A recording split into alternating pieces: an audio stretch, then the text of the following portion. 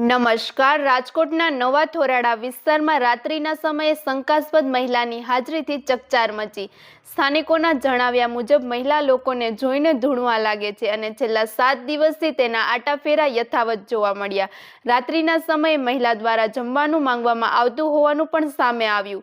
આ ઘટનાને લઈને વિસ્તારમાં ભયનો માહોલ સર્જાયો. અપહરણ કે ચોરી જેવી કોઈ ઘટના ન બને તે પહેલા જ પોલીસ દ્વારા તાત્કાલિક તપાસ અને કાર્યવાહી કરવાની સ્થાનિકોએ માંગ ઉઠાવી. વધુ સમાચાર માટે જોડાયેલા રહો આરપી ગુજરાત ન્યૂઝ રાજકોટ.